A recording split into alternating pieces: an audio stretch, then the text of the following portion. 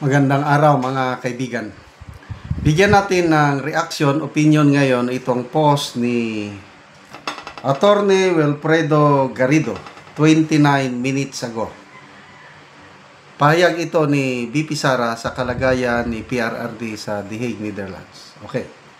Sabi dito, "It's not true that it's already raining. He knows what is happening in the country." So ito, pahayag ni BP Sara tungkol sa kalagayan ni Pangulong Duterte.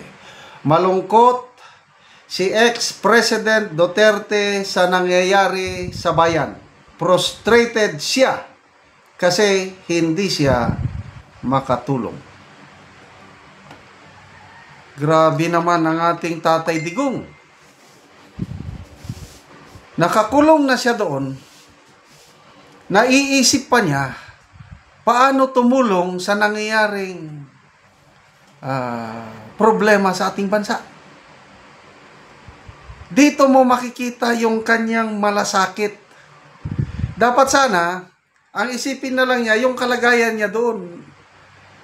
Bakit pa niya iniisip ang kalagayan nitong bansa ngayon na nalulugmok sa mga sunod-sunod may bagyo, may lindol, may masahol pa sa lindol, yung korupsyon.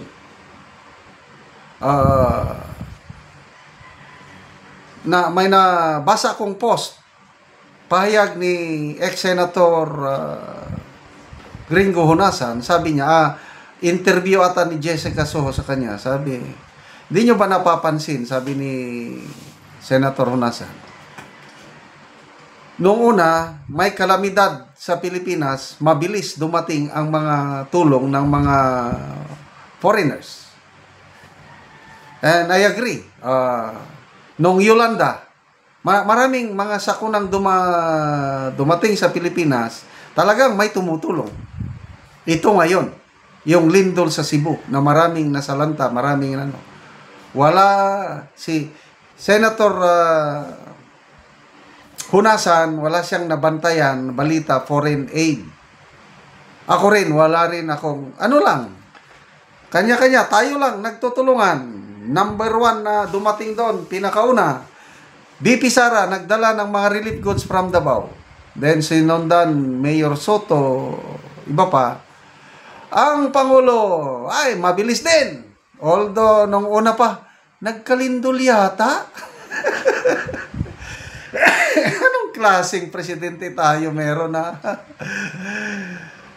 Alam na ng lahat na nagkalindol siya nung nagsalita sa publiko the following day after lindol. Nagkalindol yata sa Cebu. Then pumunta doon, wala man lang dala kahit ni isang pirasong biskwit o isang boting tubig, wala lang. Ang isinunod niya ay nagpabenta ng 20 pesos per kilo na bigas. Yun. Wala na dahil iniisip ng mga foreign donors, korupsyon. Example na lang, yung South Korea. Mismo na ang presidente ng South Korea, pinakancel niya yung loan sa isang infrastructure project dahil baka mauuwi lang sa korupsyon. Ganyan na kalala ang korupsyon. Yun po ang inaalala ni Tatay Digong natin. Okay. Hindi perpekto ang administrasyon ni Tatay Digong. Kaya lang, ang kanyang plataforma, dalawa ang matandaanan kong plataforma niya nung nagkandidato. War on drugs at saka war on corruption. At ipinurso niya yun, yung 6 years na panunungkulan. 8.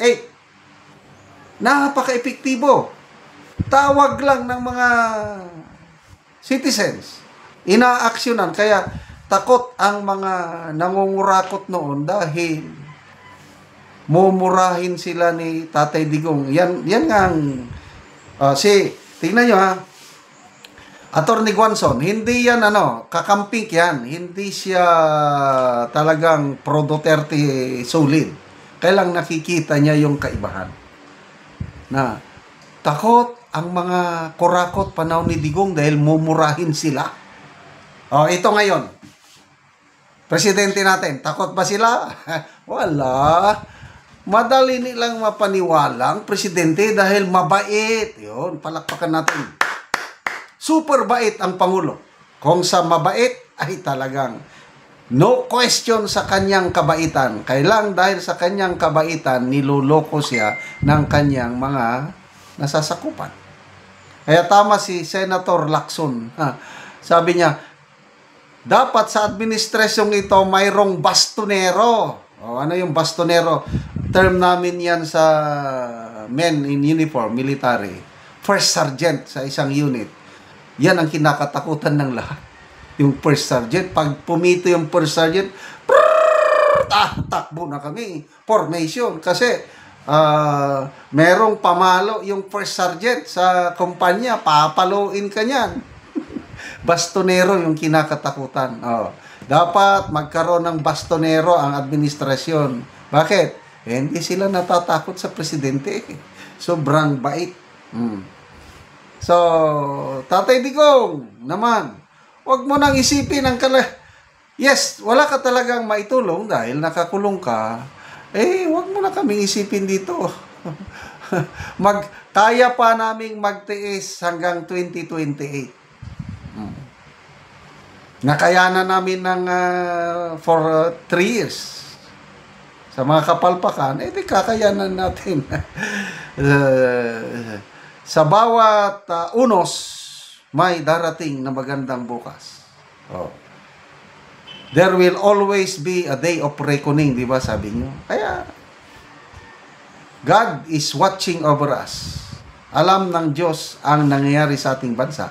At yung mga kawatan na yan, hindi yan makakatakas. Siguro, sa Court of Law, 3 court, Court of Public Opinion, nako, talong-talo ang administrasyong ito. Maraming galit. 97% of Filipinos, ayon sa Pulse Asia Survey, naniniwala na talamak ang korupsyon ng Marcos administration. Galit ang taong bayan. But then, sa Court of Law, naniniwala ako, sabi ng Pangulo na wala daw ebidensya laban sa kanya. Ganon din si Romualdez, walang ebidensya laban sa kanya. Yes, sa Court of Law. But then, sa Court of God, God is a God of justice. Mananagot kayo sa batas ng Diyos pagdating natin doon sa Judgment Day. Hindi kayo makakatakas sa hustisya ng Diyos. Okay, salamat mga kaibigan sa inyong pagsubaybay sa ating channel. Nakakatulong kayo ng malaki sa tribong Talandig ng Bukidnon dahil ang sweldo natin sa channel na ito pantulong po sa tribo. Namimigay tayo ng mga libreng yero at pako para makapagpatayo ang tribo ng mas maayos na tirahan. Panoorin nyo ang video na ito. Muna ni ang matagaan og yero nga mag-atop na sa iyang balay si Kuya.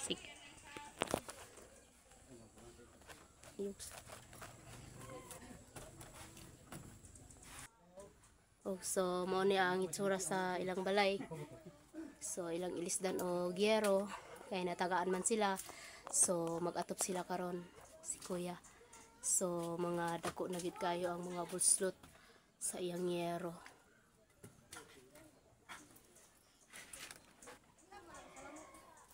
So mo po niyang ilang abuhan nga mo nilang kahimtang kung ulan nga wala na gid sila kuanan masilungan tungod sa ilang atop nga trapal lang pod ang naa sa ilang abuhan. So makita gid nimo nga luoy gid kayo sila. So kay natagaan man nato sila giyero, so mag-atop si Kuya karon. Maupod ni karon, maupod ni ang ilang higdaanan sulod nila. So makita imo na mga dagko ng buslot. So karon Kuya, pila na ay ni katuig ang imong balay Kuya nga inani na? 4 years.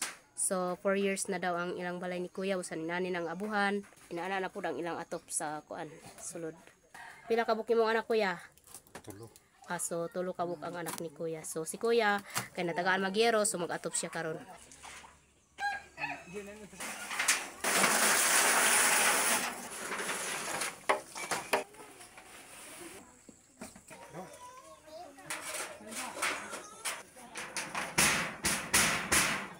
So nauman na gyud, nindot na gyud kaayo ang atop ni Kuya. Mabuhan di natuluan. Salamat sa Ginoo sa Sige Kuya, salamat pod.